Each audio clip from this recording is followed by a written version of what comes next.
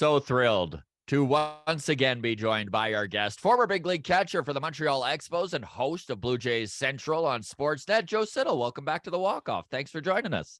My pleasure, guys. The offseason is rolling along with these winter meetings, and hopefully we have a lot of good things to talk about real soon. Yeah, I know Blue Jays fans are in a little bit of panic here. Obviously, we'll get into that.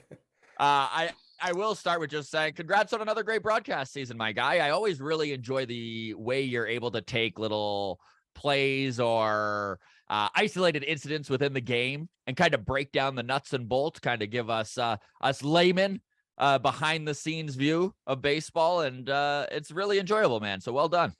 Well, I appreciate that. Thank you kindly. It's certainly what I love to do. I mean, that part of the game as a catcher, the minutia, the game within the game, as I always like to call it.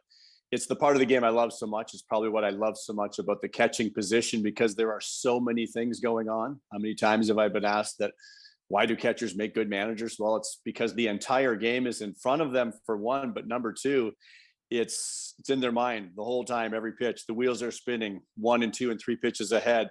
The next hitter, 2 hitters ahead. So there's that constant thought process happening. And I don't think it's by coincidence we see a lot of catchers sitting in that manager's chair, John Schneider being one of them. You know what, Joe? I was going to wait on this question, but this is actually the perfect kind of transition here because I do want to talk catching with you. It is your forte after all. It's also the Blue Jays' area of strength. We're all well aware that even as we watch free agency unfold, it's looking more and more like the Blue Jays are probably going to make a trade to bolster some of their areas of need using a catching position, their area of strength. Not necessarily, but it looks like it's probably going to happen. And I know the fan base is always back and forth. Who do they trade? Why do they trade this guy? Why would they trade that guy? I don't necessarily want your opinion on that. What I want to know is the importance of experience. So I'm a big nerd, Joe, and I actually went over the last 10 years of World Series champions. And I took every catcher on those World Series rosters and accumulated their years of catching experience. Every single one of those teams had over 10 years of experience, other than the Los Angeles Dodgers in 2020 with Will Smith and Austin Barnes, and they still had 9 years of experience. How important is having that veteran catcher when it comes to winning games? So I think it's critically important. I'm sure you've seen me tweet about it, talk about it on the broadcast. It's something that I feel for a team that is ready to win now, and we know that the Blue Jays are there, or for any team that's competing, do you have to have that? I don't think you can ever prove that you have to have any single piece on a baseball team because there are so many variables, not to mention just the month of October in general. Crazy things happen in October. Teams can go on great runs.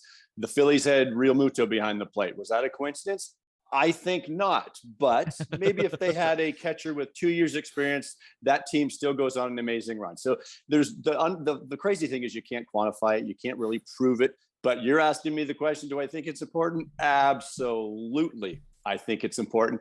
And I think it's important for probably different ways than most people think. It's not just a generic thing. I think calling a game is the most critical part for a catcher behind the plate. Now, it's important in April. It's important in June. It's certainly important in October. But I think by having that veteran presence back there, and that doesn't mean that if you have 5 years of major league service time, you're not a veteran, but you're not a veteran in the terms I'm talking about of being in command back there, especially if you've been a guy that's already been to the postseason once or twice or 3 times. Maybe you've even won a World Series. And again, those are random things, and you probably played on pretty good teams. But I go back to a couple things, and you hate cherry picking little incidents, but I watch games pretty closely. And the things I go back, and I know probably where you're going with this question, is I've been critical of the Blue Jays situation behind the plate and the lack of experience for a team that is trying to go and make it. I keep saying make a deep run in October because I don't think anybody can say, let's go win a World Series. Again, it's somewhat random, but I think of a Danny Jansen, I think of an Alejandro Kirk, and I hear all of the accolades that I'm probably in the minority. And I'm not saying I don't like those guys. Alejandro Kirk did a phenomenal job behind the plate. Danny Jansen does a very good job. I thought his receiving really took a step backwards this year. I will be asking Danny about that in spring training, like what is going on with his receiving technique. because it's not good. Alejandro, on the other hand, made great strides. He was fantastic. But I look at a couple of situations, if you think of those final 2 games of the season, and I'll be quick. One was Kirk with Manoah early on, Cal Raleigh. Caleb Joseph and I said on our show with Jamie Campbell, Alek Manoah cannot let a left-handed batter beat him. He absolutely dominates righties. What do? Cal Raleigh, left-handed hitter, hits the big home run early in that ball game. Now, maybe it didn't matter because Luis Castillo's on the other side, but you can't think that way, though. No. To me, that was a mistake. That's where a veteran catcher has to step up and say, listen, Alek, no, we're doing this right here. Because Alek's a big personality. We know that. And I mean, how can we accuse him of doing anything wrong? I mean, we'll go with him any day of the week. But I think that's a mistake. And it was a costly mistake. The other one was when, and I was critical of John Schneider's move, bringing Tim Meza in for Gausman in game 2. You bring Meza in, the wild pitch. After that wild pitch, why are you letting a right-handed hitting Santana beat you? There is no chance he should have beat you. You got a lefty on deck, and if they do pinch hit, you've got a secondary bench guy coming in. But don't let Carlos Santana beat you against Tim Meza, a lefty, because we know Tim had struggled against righties. So to me, that one's on Danny. The first one's on Kirk. That one's on Danny. I'm cherry picking. That's just one example of each, but that's what I mean. I use those examples because that's what I mean when I refer to that. It happens throughout the course of the season too, but 6 months of a season, you can cite so many different examples, but those particular instances are why exactly. Now, does it mean if a veteran Russ Martin's back there, that doesn't happen? We can't prove that. But yeah. I like my chances. And might as well mention Russ Martin's name. I still go back to what the Blue Jays did way back there. The integral part for me was Russell Martin behind the plate. There's a guy that's been to the postseason a million times and can call a game in his sleep. There is something to be said for recognizing a situation. And this just goes for life. This isn't just catching. Experience matters. Right? Like being put in situations and knowing how to react matters. I mean, Adam and I are stand-up comedians, and I know that there are a ton of really funny comics within that first year to 5 years. But until you kind of go through the rigors of experiencing everything that could happen throughout a show, you don't know how to respond to certain things until you're put in that situation.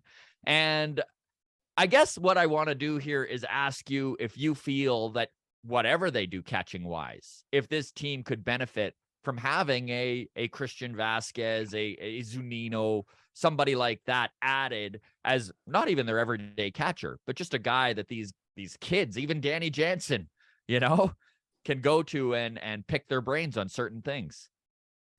I do. It's my personal opinion. I know I'm in the absolute minority because everyone loves the Blue Jays catchers, and I do too. Mm-hmm. But for a team that is ready to go now, like we're not talking now about building for 24 and 25 and 26 anymore. That was like 4 years ago. We're here now. We are here. These last 2 seasons have been that window, and moving forward, the next couple, guys, pretty soon, Bo and Vladdy might be gone. And quite frankly, I use Bo and Vladdy's names. We might as well put Alek Manoah's name in there too, because to me, that's the core of this team. Of course, you add a Springer. I get that, and a Gausman and Berrios, those are wonderful complementary pieces. But let's not kid ourselves. The backbone is Bo and Vladdy, and I still think they will be for the next few years before they become free agents, unless they're locked up before then. But I call window because, listen, we're going to hear executives always say, well, our goal is to be competitive each and every year all the way into the future. Well, how realistic is that? Every team kind of has those ups and downs, those 3 or 4 year windows up, and then they go down for a few, and then they go back up. This to me is a window, and you've got, if Vladdy can get back to being Vladdy, it's another question too, but that's that MVP caliber Vladdy. He can carry this team. We know that. We saw it last year. And if Bo, I still think, Bo to me had a terrible season by Bo Bichette standards offensively, but he still, the way he bounced back late, he was so good. My point is, I think Bo is a guy that can win a batting title. He is tremendously talented. I think it's going to continue to show as we move forward. So these 2 guys are in their primes right now. Not even their primes. They're still young, but I would consider them their primes because they're so darn good. My point is act now. And yes, I do think that would help. But again, I know it's not going to happen because they've got 3 guys. But when you look at the 3 catches the Blue Jays have, I mean, yeah, sure, Danny's your most veteran guy, if you want to use that word veteran and experience. But I just finished saying he had a horrible year receiving the baseball. And I'm saying that to you, and I'll be talking to Danny when I go down to Florida in March. I'm going to say, Danny, what went differently? What went wrong? Why? And I'm going to tell him what I saw, and I can't wait to hear what he has to say, because on a lot of occasions it wasn't good. Now, obviously, it's not all about experience, but this did stand out when I saw the numbers. Travis d'Arnaud, World Series champion with the Atlanta Braves in 2021. He had 5,431 innings under his belt. Danny Jansen right now has 2,407, and Kirk and Moreno combined has 1,180. It's pretty big difference there. It is. And I'll keep saying it. Like, we can't prove that a veteran catcher helps you go deep in the postseason. But yeah, the numbers you rattled off there. And again, Danny's the most experienced of that group. But how much of that experience is in the middle or late part of October when you're in crunch time? None of it. And when you look at guys you mentioned, like a Vasquez, Zunino, different guys, will they take the Blue Jays to the promised land late October? No way of proving it. But I know if I were in charge, I'd be thinking more along those lines. Now, how you do that is another question altogether, because number one, with free agents, excuse me, it's a two-way street and you got to get them.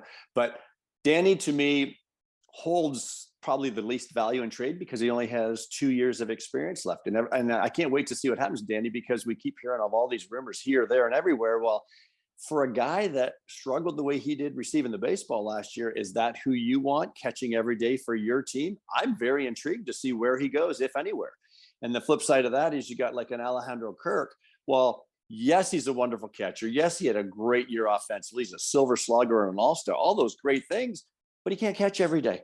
He can't catch 5-6 days a week. We saw that, or at least that's not what the Blue Jays thought. So he is at his best when he's maybe catching a few days a week, DH. And so to me, he's your perfect backup. Catch 3 days a week, DH 3 days a week. He got his lineup in there 6 times, roughly. And then for Moreno, who knows? I don't know if you guys know what Moreno's going to be in the future, but I sure don't. We hear a lot of great things. He might not even be a catcher. He might be a really good contact type hitter. He might end up playing the infield a lot. Like, who knows? So if you're the Pittsburgh Pirates right now, like if the Blue Jays were the Pittsburgh Pirates right now, then sure, you put all your chips in the Moreno basket and hope he's your catcher of the future for the next 6 years. But that's not where the Blue Jays are right now. So to me, he holds tons of value if you do have to make a move.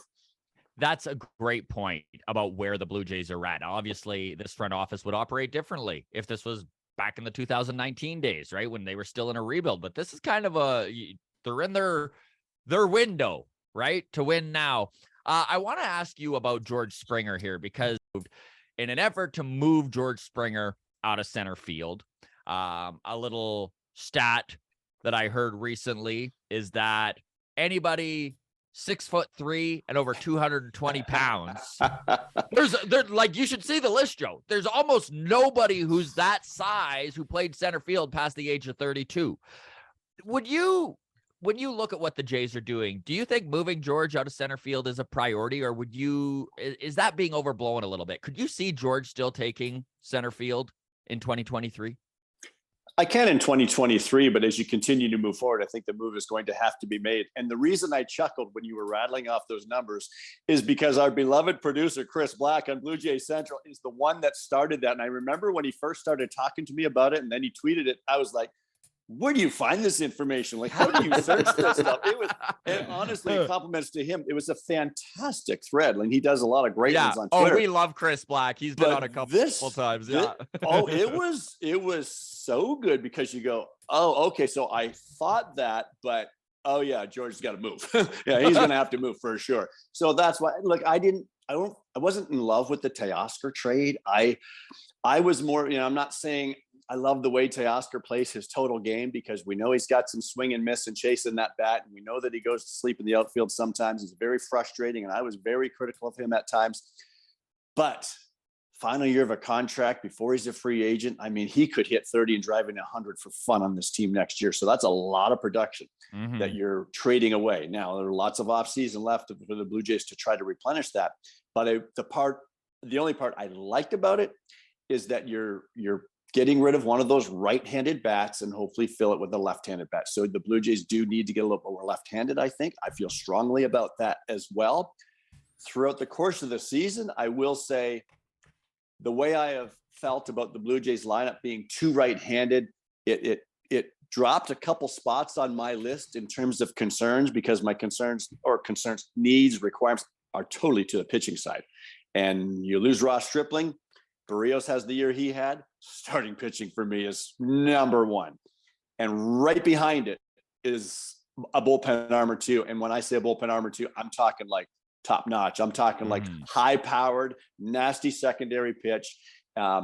They got Swanson in the deal. I look at him, very good. Had a great year last year. Much like when Anthony Bass came over in the trade at the deadline, very good pitcher. I was critical because I didn't think the Blue Jays did enough. I like the high-powered 99 with the wipeout slider. Now, there aren't tons of those in the game. Can you acquire them at a trade deadline? Well, it all depends on how you line up with other teams. How much do you want to give up? Do you have the talent in your minor leagues or prospects to give up for whoever that might be?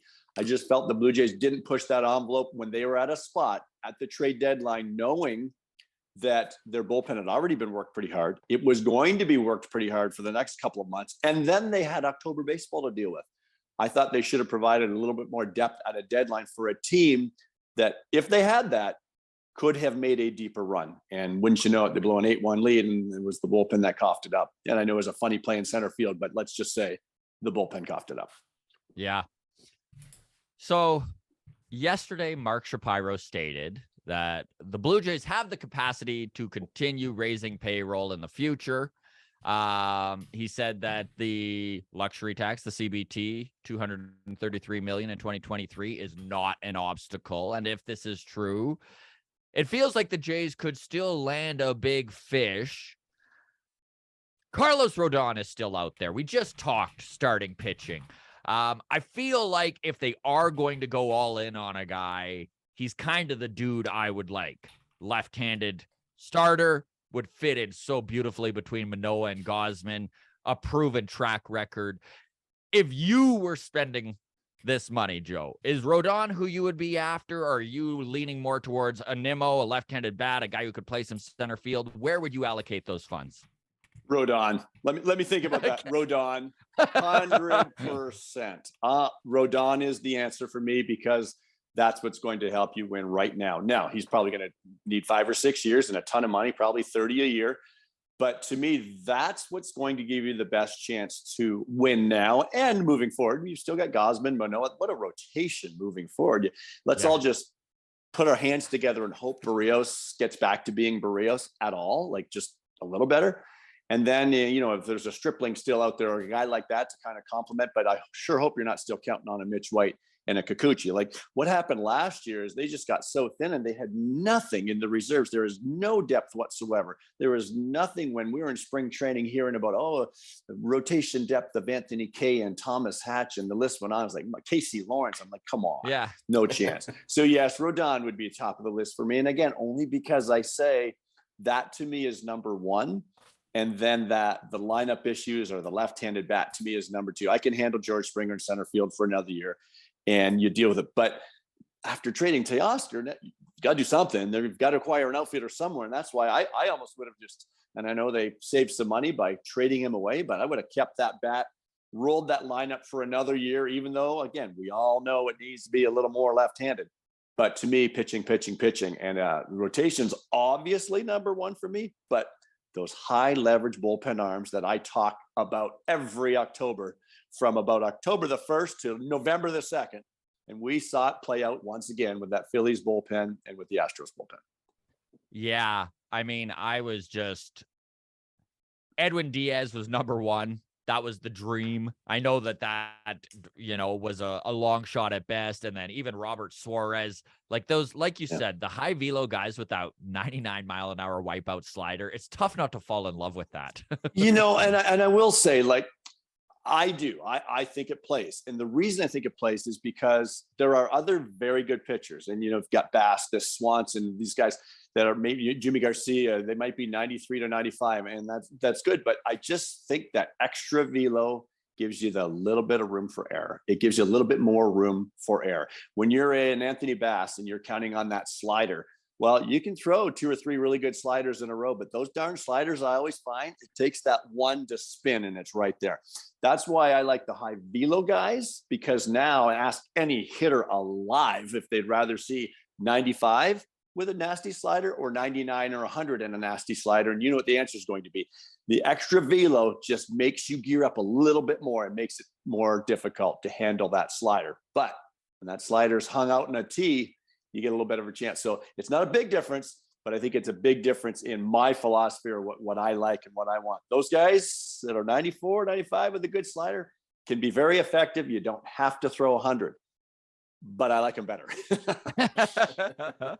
When we look at this pitching market, I mean, honestly, Ross Stripling has to feel like he lottery here, becomes a full-time starter for the first time at age 32, not by choice, but because there were injuries that forced him into that role. Then goes on to have a career year, putting up the best numbers of his life.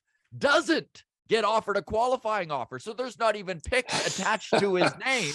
And now is in maybe the hottest starting pitching market we've ever seen in MLB history. Do you think Ross Stripling can get $20 million a year?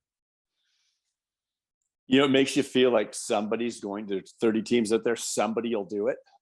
We were not joking. We were talking toward the end of the season. What's Ross going to get? Do you go 2-30 with him? Is he going to get 15? And that's a lot. But yeah, what he did was remarkable. And you just said it. I would think he's sitting somewhere right now, just rubbing his hands together like this, and just can't wait for the next offer to come out because.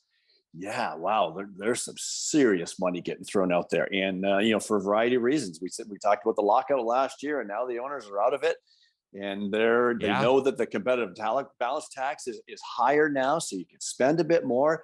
And let's not kid ourselves; it's not to criticize owners, but they just probably can't help themselves at times. I mean, some of the money they're throwing out there, and you see what's happening around you, and you have to counter that. Well, this team did that. We're going to have to do that. You wonder if that goes on. I don't know. I've never been in the head of an owner, but it has to be in some regard. And yeah, so Ross just has to be just drooling right now. 20 is a lot, but how can I not say somebody doesn't go? I mean, 240, 360, way too much for me for Ross Stripling, but he's over 30 now. I mean, all of the indications are like, wow, he may have pitched his best baseball already. So you hate to reward him now for what he did rather than what he's going to do. Dangerous territory, but I'd take him for 2-30 right now because he'd be your, hard to believe, back end starter. Yeah. Can I just what made me think? I just want to ask quickly while you're on the topic of owners can't help themselves here. I just want to get your thoughts quickly on expanded playoffs and how that is affecting, because I know there was a bunch of pushback initially, the idea of expanded playoffs, and that it would actually drive the price down. And I've never believed that teams would be reluctant to spend because, well, it's easier to get into the playoffs now. But I think it's had the opposite effect, that teams are forced now to spend more than ever because all those fringe teams have a chance, so they're spending too. But I think, Adam, too, like if you're a GM of a very mid-range team, how can you not want to spend a few more extra dollars now and I can't say it every year, just to get to the dance? Because we know if you get to October, anything can happen. Like the Blue Jays, it ended terribly.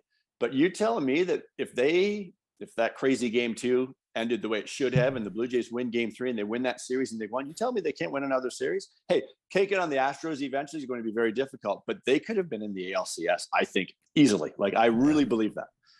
That's how close they were, and that's how close a lot of teams can be. So yeah, I do agree that I think you take that extra step forward if you're an owner, president, GM, whatever the case may be, to try to get to the dance. Now, the problem is that dance, there are some pretty good dancers there now, because the Yankees got Judge back and the Astros are going to be the Astros. Like, oh my goodness, I just saw the Red Sox sign Kenley Jansen. They've been really quiet, eerily quiet. So where are they going? And the fact of the matter in all of this, your question from a Blue Jays perspective is, first of all, they're at the top of the heap now. They're spenders like everybody, but you're still in the AL East. The only thing you have going for you is the schedule's changing now, where it's going to be a little bit more balanced. So you don't have to see all these teams 19 times, but you're still going to see plenty of them. It'll help a little bit. And I'm sure the Blue Jays are going to beat up on a lot of Major League Baseball. But ultimately, you're in the AL East, and you've got teams like the Yankees, and I hate to say Red Sox, Rays, and Orioles Yeah, now, I because know. Now you they got to may add be them under. into it. What a division, right? Not going to be getting easier. I think last year proved too that winning the division is incredibly important. You don't wish to play those 3-game wild card series. Like, my goodness, the margin for error is not very good there. Yeah, you know what? Scott, I'm glad you said that, because what I just said about just getting to the dance, I do believe that, but I have changed my tune a little bit too because of what happened to the Blue Jays. Mm-hmm. If you don't win the AL East, you are putting yourself in a position for anything to happen in 2 or 3 days, and we saw what happened.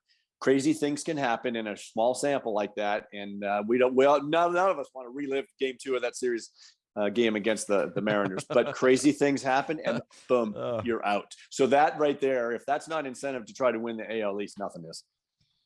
I'm not even a Canucks fan, but the Vancouver Canucks and Montreal Canadiens game that was on 2 days ago, where the Canucks came back from like a 4-0 deficit, it triggered me. I was just like, oh God, I got to turn it off. It reminds me of the Jays blowing the lead. Flashbacks. Flashbacks. Couldn't make it up, could you? No, that's right. So you did touch on Bo Bichette really quickly off the top here, and I do want to delve in a little bit more on this because, I mean, obviously we watched Teoscar get shipped off, and we touched on it already in this talk, that is a major offensive piece coming out of this lineup. And it was interesting, too. I was looking at Bo Bichette's plate appearances. He's at 1,600 for his career. And, you know, you always hear the pundits talk about and ex-players talk about, you really start to know who a player is at that 1,500 plate appearances, and they kind of find who they are as a hitter. They've seen enough pitching to know what they're doing in the batter's box. Can we expect Bo Bichette to be a little closer to September, Bo, in 2023, or is that asking a lot? I do. I'm expecting that from Bo. We've seen too much good from Bo. And then throughout the course of last season, you know, the 1,500 number comes from, say, your first season, roughly 500 a season. Your first season, you come into the major leagues, they're figuring it out, you figure out the pitching. Second league, now the pitching's adjusting to you, and you've got to adjust. And then third year, you're adjusting back and forth, and that's kind of who you are. I think with Bo, what we're seeing is, I just think he can do so much in the batter's box. He's so darn athletic. The way he gets his body in a position to hit is phenomenal. I think he can do things other people can't do. The part that he has to continue to improve upon, and I think he is, we saw it a little bit more toward the end of the last season, is just to play discipline. Don't be superhuman and think you can hit everything, because quite frankly, you can't. Nobody can handle the slider that's 1.5 feet off the outside corner. So don't try to handle everything. Now, the part of that, though, that you have to be careful with is, I don't know Bo well enough. I guarantee you, I bet his answer, and I've talked to him several times about this, but he feels he is at his best when he is ultra aggressive. If you take that away from him, he might not be the same hitter. So this is one particular example, one person, because everybody really is different. Hitting is crazy. We can all teach swing decisions and swinging at strikes and swinging at balls in the middle of the plate, all these different things. But everybody, they're wired differently. They feel differently in the batter's box. But I feel like Bo now, we might be at that spot where we are going to see him take that next step where he is who he is, which is a really dynamic, talented hitter. The way he can shoot stuff the other way with 2 strikes and stay alive, the way he can jump a slider and pull it to the left center gap when he wants. I just think he is capable of all of those things. Not everybody is. Like Matt Chapman's not capable of doing some of the things Bo does. And I just thought of that name offhand because it just came to me real fast. Mm-hmm. Very different types of hitters. Can Matt Chapman be very effective with what he does? Yes, he's a power type guy. Going to have some swing and miss, can be very valuable. But I think Bo's that next level that can actually challenge for a batting title for those reasons. He can drive the ball, but when you can, I say that too as a catcher, because whenever I was behind the plate with a guy like Bo, he is the toughest guy to attack, because you get to 2 strikes and you think you're right where you want to be. And you are, when it was that previous Bo that would expand the zone and chase the high fastball or chase the fastball up and in off the plate or the slider down and away. But when he starts getting a little bit more disciplined with that and understanding that I'm not going to chase that, you got to come to me. Now it's like, man, we go away, he's going to drive it over there. We try to come in, he's going to inside out a base hit to right field. Like, those guys are really tough to face. And I think the best of Bo Bichette, honestly, is coming. It's coming. Wow, that would be so nice. Like, boy, it would sure be easier to swallow the loss of Teoscar Hernandez if we see September Bo for a prolonged period of time. And Vladdy, for that matter, right? And Vladdy for that matter. And Vladdy for that matter. And that's why I see those two guys. They're the cogs in the wheel. And this is what the Blue Jays have done, though. They've complemented that with a Springer. They've complemented it now with a Chapman. I mean, and the Kirk's come into his own. Like, it's really turned into a nice offensive machine. Is it right where they want it to be just yet? Probably not, but it's pretty darn good. Don Mattingly. Love it. Absolutely love it. And, here I go back to being that whole veteran, salty guy that's been around, but it's true. The guy's a borderline Hall of Famer. You telling me now a guy like that, who has managed several years now in the big leagues with the Dodgers and Marlins, so he has seen an awful lot from that chair also, can't help it, John Schneider? 100%. And that's why I remember when I first heard the name that he was hired, and people are, oh, geez, John Schneider's on the hot seat. No, you don't hire a guy like Don Mattingly because John Schneider's in trouble. They just signed John Schneider to be their guy for the next few years. Now, 3 years from now, just like Charlie, 3 years from now, if the Blue Jays aren't doing some things well and Don Mattingly is sitting next to Schneider, guess what could happen? Sure.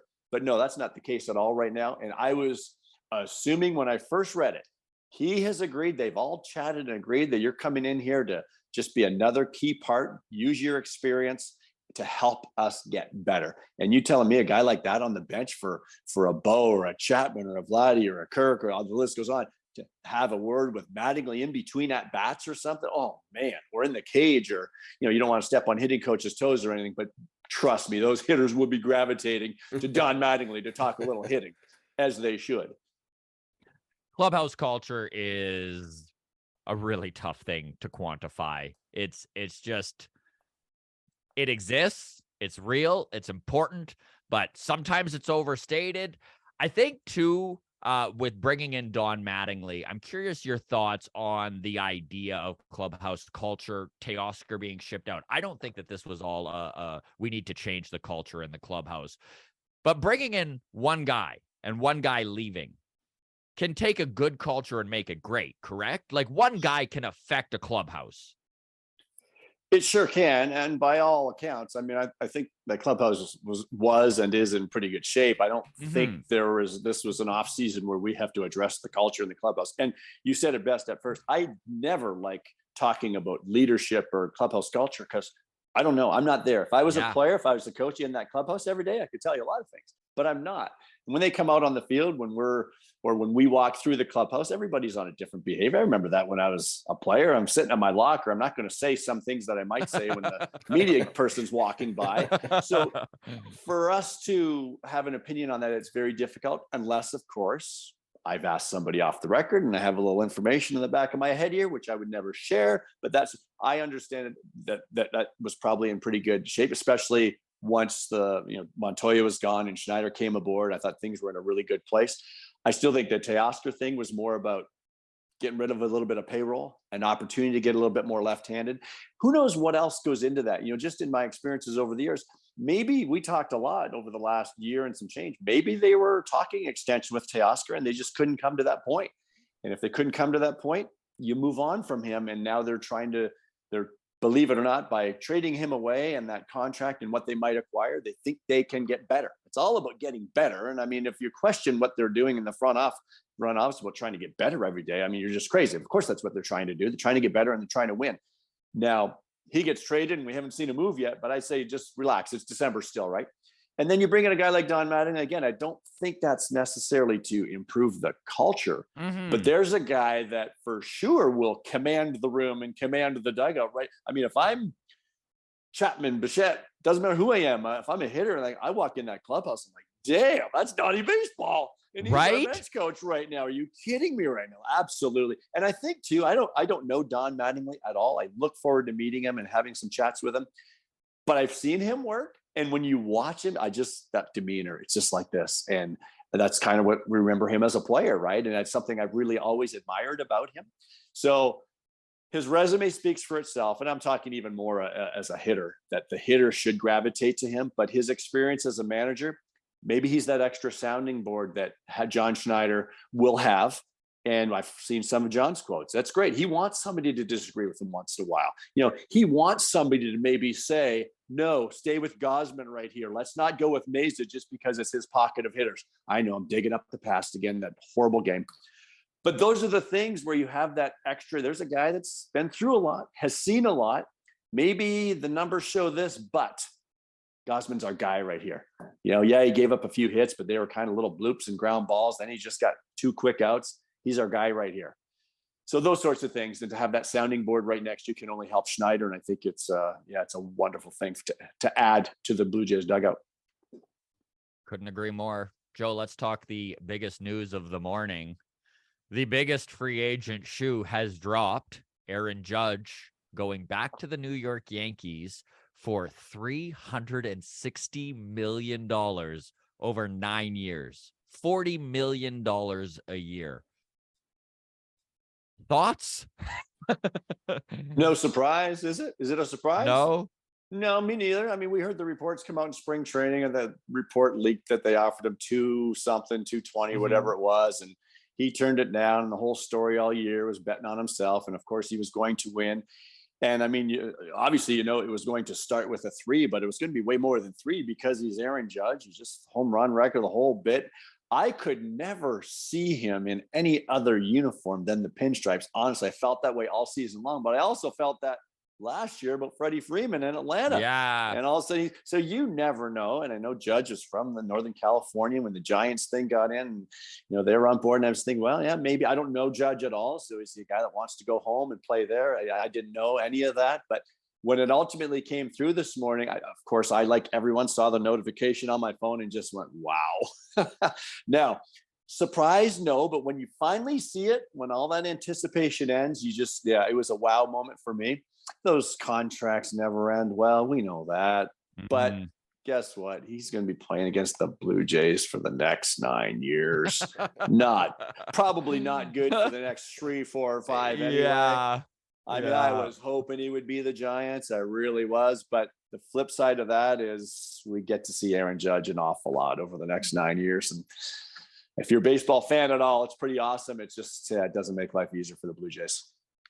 The Yankees are going to be a very good team in 2023, but Chris Black back up to his old tricks, digging up all sorts of stats. So listen to this, Joe. 30-year-old Aaron Judge, $40 million next year.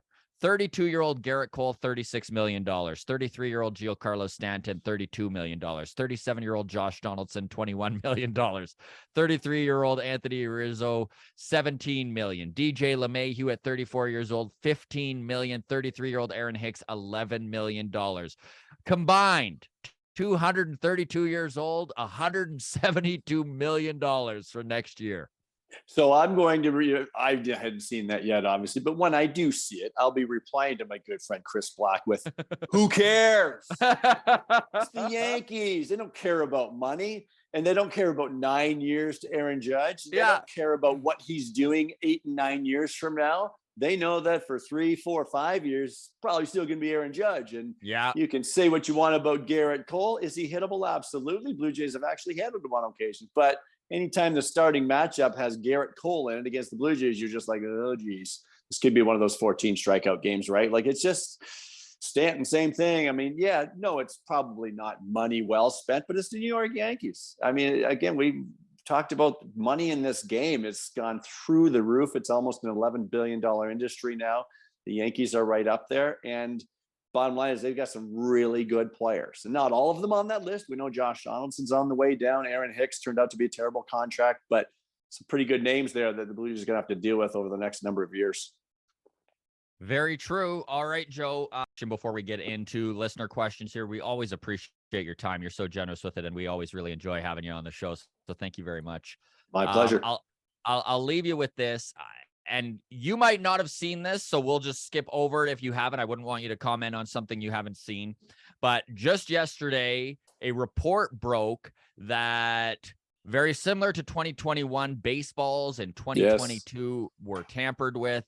They had 3 different balls that they found: a dead ball, a juiced ball, and then the ball they called the Goldilocks ball, which was A ball just between these, right. just right. Literally, that's how they summed it up. Just right. And then they had the stats as to where these balls were used, and all the Goldilocks balls were used in September in Yankees games and playoffs, and that's it.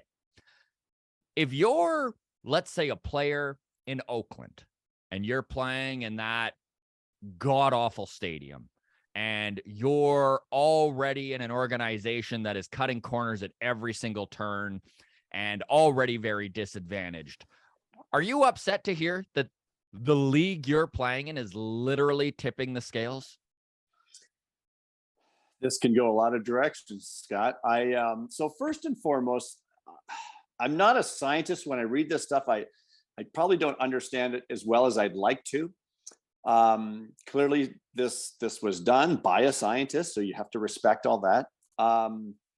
Do I doubt that there's some shenanigans going on? My first gut reaction is to say, no, I don't doubt that they're doing something with baseball, because I think they've done something with baseballs before. And I can't imagine in this day and age that there should be that kind of variance. Now, the key with all of this, I think, too, is Major League Baseball's got this, with that range, right, of where the balls are supposed to fit. But that range is so big, it seems like it's from a basketball to a golf ball. Like, that's what's wrong in the first place. Players have talked about the baseballs a lot over the last number of years. We've seen, I remember Manoah, you get a ball from the umpire, throw it out, get a ball, throw it out, get a ball, throw it out. Gosman's done it. These guys have done it. Like, the balls are different. There's no question. Stuff's going on. I remember a few years ago, somebody came up from AAA, and I won't name names, but a player, a Blue Jays pitcher, came up from AAA, talked about, he came in, had a little trouble with command. The next day I asked him about it. He's like, oh yeah, the balls are so different. There are no seams. And I said, like, what do you mean? This is probably, well, it just might have been 3 or 4 years ago. I can't remember. But he said, well, no, down AAA, the seams are a lot thicker, a lot heavier. We really grip the seam for your breaking ball. Get up here, and it was like no seam. And I'm thinking, that's weird. And that was back before they changed. I think now in AAA, they use the Major League Baseball. I think that's what they went to. Anyway, point being is you know that guys would talk, one ball feels bigger than another. This one feels. So with all that being said, I cringe when I hear the commissioner talking the way he does. Like, I would have to believe that if these things are made in a factory, as we know, and it's a Rawlings factory in Costa Rica that's owned by Major League Baseball, all of that, just, they're bad optics, right? But just come out and say that there could be variance in baseballs. But don't come on, oh no, we've done our own experiments, and you're kind of fighting, you're totally sounds like totally feeling guilty. But I just wonder about, though, the number of baseballs that they pulled and where they pulled them from. I think there's a lot of gray area in terms of the evidence. I don't question the scientists doing it, obviously very, very educated and knows what they're doing. But I just wonder if we're creating a bit of a storm there that maybe shouldn't be created, or on the other hand, social media world just reacts by, oh, baseball's changing the baseballs and that's to favor the Yankees and all that. I will say that players do notice baseballs. I will tell you one thing. We were 2005, I was working with the Tigers, and they hosted the All-Star game that year, and I got to catch half of the home run derby. And I can tell you to this day, the balls were different, and we all know they probably use different balls. Of course, yeah. But it goes to show you that, sure, they can do things with baseball, wind them a little tighter, do whatever. And I mean, some of the things we've seen over the last number of years, if you go back, was it 15, 16, 17, when offense was down, and all of a sudden, woo, it looked like they were playing with super balls for a while. And since then, it's been back and forth. So they're doing all these things clearly with the baseball. But how are we at a point in time now that we're not just being somewhat consistent? And if they were trying to be, then you wouldn't get all of these differences, and you wouldn't have an experiment like this showing the results that it did. So yeah, I think there are huge question marks all around it, but I just wish Major League Baseball would own it and finally come up. Like, I don't know, is it that difficult to come up with a baseball and use it? I know we thought, they were using the excuse about before the pandemic and the manufacturing issues that they were having and delays. And and then this report is just interesting because a lot of the balls were used in the postseason and in Yankees games. I mean, you want to fire up social media, just come out with that conclusion. No, absolutely. I think what And I think you're right. If the science behind it, there's a lot that you can ask on the sample size. How many balls are they testing? How did they go about getting this? But it also goes to show you the lack of trust that the players and the fans have in the league, Major League Baseball, right? Like, as soon as I saw it, I was like, oh, you gotta be kidding. Another scandal? Can we stop? Like, well, it was only 8-9 months ago that the lockout was happening, and we were revisiting once again the relationship between the players and management. It's not good. It is not good. And I mean, even when Pete Alonso came out last year with the balls and was like, they're manipulating it for free agency, right? They're deadening the balls when it's hitters that are going to be the prevalent free agents, and then they're juicing them when it's pitchers. And as conspiracy theory tinfoil hat as that all sounds, I don't even doubt it. Right. Well, and that's, when you first ask the question, it's like so loaded that my first reaction as I read this, and it's like, wow, could this really happen? And my first reaction is, yeah. And then do I really think, based on this experiment they did, because of the sample, I was like, I got a lot of questions. But then again, bottom line is, I wish the commissioner would just come out and say, like, just be somewhat forthright. And it just seems like, and you go back to the lockout and the work stoppages, and been through a lot of these myself, and the trust factor is in the basement. Yeah. Absolutely. We'll leave it at that, though, but appreciate your insight on that, and I'll hand this over to Adam. We'll get in a few listener. Thanks so much, Joe. Okay, Scott. All right. Quickly, the first one comes in from Bradley, who wants to know, he says, point your fingers. You don't have to do this, but point your fingers. Who was at fault in the Bo and George Springer collision? Was that just a both guys giving max effort, unfortunate collision, or was someone in the wrong place at the wrong time? I wish Bo would have peeled off and let George make the play. George probably got an okay jump, but when you watch that back, and of course you watch things back in slow motion, the play's a little bit easier to make. I think George had it, and he peeled off away from the baseball because he didn't want to collide with Bo.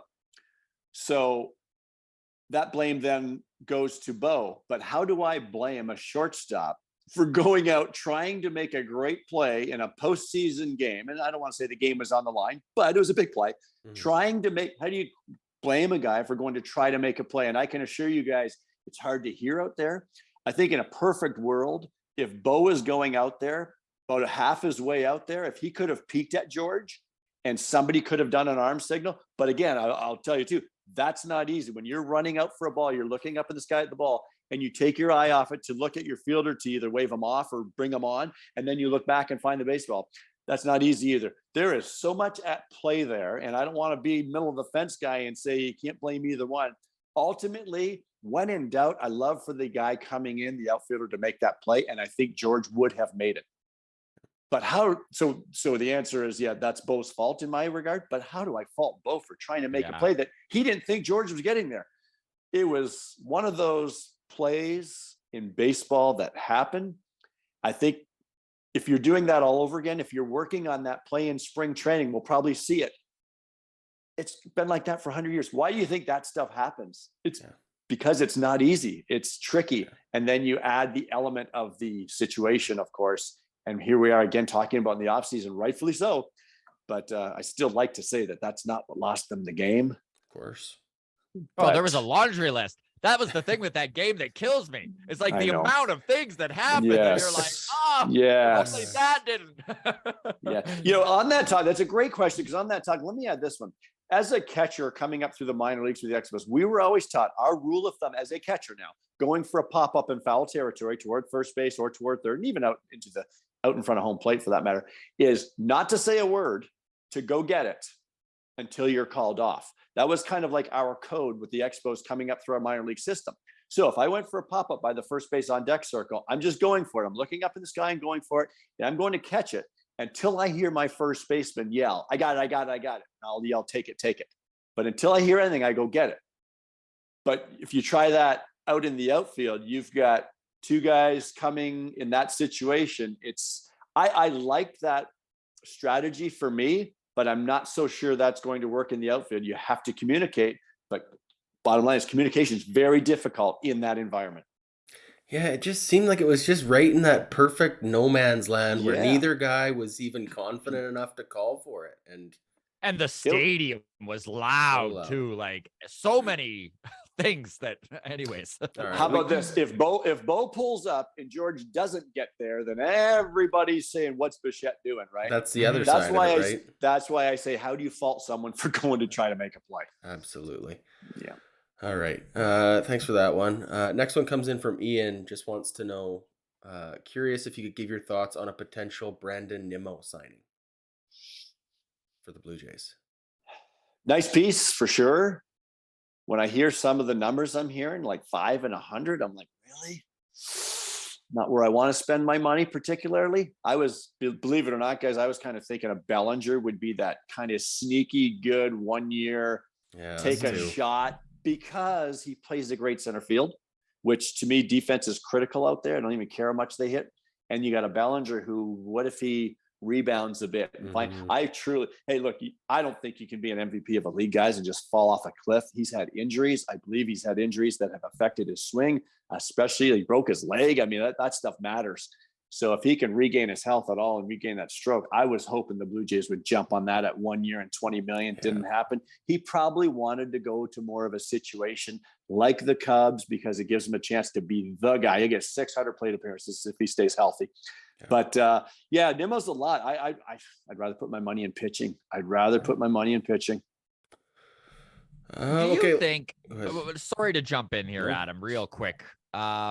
When you're looking at the pitching out there, and I kind of feel like if you're going to overspend, which is kind of what it's looking like is going to need to happen if you're going to go out and get a free agent pitcher, I would rather them overspend on a Rodon on the where if you're going to overspend, at least you're bringing in top talent that's going to get the job done, rather than maybe spending 4 years, $80 million on Ross Stripling. I love Strip, by the way. That is no disrespect to him, but 100% more of a roll of the dice on a move like that. Where you are with that? Or would you rather be a little bit keep the money and see what happens? Or yeah? No, I would do that because starting pitching, it's always really expensive. I mean, we're seeing it crazily this winter. But think of Berrios and Gausman. Good starting pitchers cost money. You have to overpay. And I'm sure anyone in the Blue Jays front office, if they wanted to be honest with you, would say those contracts probably aren't going to end well. Like Kevin Gausman in his fifth year, who knows, right? Jose Berrios, and I know it didn't start well, and we all think and hope he's a better pitcher, and he's going to be. But even still, like those ones probably aren't going to end well, but you have to go there to get the guy. If the Blue Jays don't go 5 and over 100 for Gausman, probably ends up somewhere else. So you have to do that, whether it's the extra year and or some extra dollars or both. That's what you need to do to get those guys. And it's not necessarily, well, it probably is a bit of the requirement for the tax that the Blue Jays have to pay. I don't think we're in the same spot we were years ago where, it's hard for Blue Jays to get free agents with the border and all that stuff. I think, when Ryu came here and then Springer signed, you show me the money. Guys are coming because now it's a team that's ready to win. And I'm sure that's why Gausman and Berrios both signed long-term as well. So they're in a really good spot in that regard. But again, it doesn't mean if you're going for Jameson Taillon and he chooses the Cubs instead, I mean, how do you control that? You're going to give him an extra year? Like that's where you got to draw the line. But as you said, for the top end, like the Gausmans or at the time Berrios, I mean, yeah, I go there. Unfortunately, it's not going to end well, but it's what you have to spend to get the guy. It's wild to think that Yusei Kikuchi at $10 million a year over the next 2 years isn't even a bad contract anymore. Looking at what some of these guys are getting, like, I'm not saying it's a great contract, but like,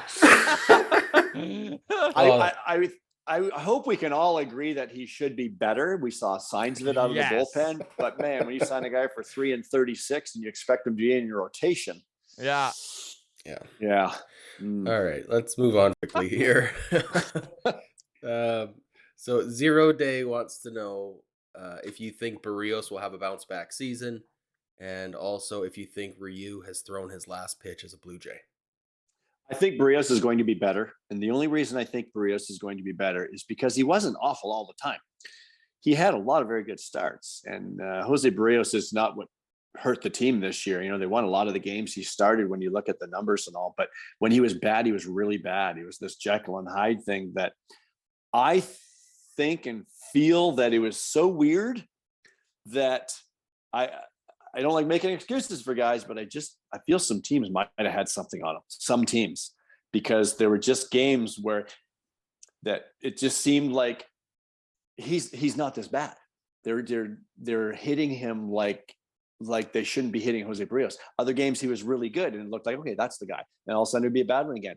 In saying that, there were times when I think he thought teams were on him that he would change. I remember it was a White Sox game followed by maybe he faced the Brewers, whatever the case may be. He was like, well, fastball heavy early and they were all over him. Then he totally went, but he was adjusting his pitch repertoire based on what he thought they were doing, and they couldn't get his breaking ball over. And I just saw too many things where it's almost like he was in his own head. Yeah. And sometimes, a lot of times, you can get in your own head if you think the other team is on you, like you're tipping something, like they know it's coming. So I just think if I looked at his whole season in a nutshell, I would summarize it by saying, I think he's going to be better because I think some teams might have been on him. They might have known what was coming at times. So I'm sure they're going to watch over tons of video, go over all kinds of stuff, figure some things out.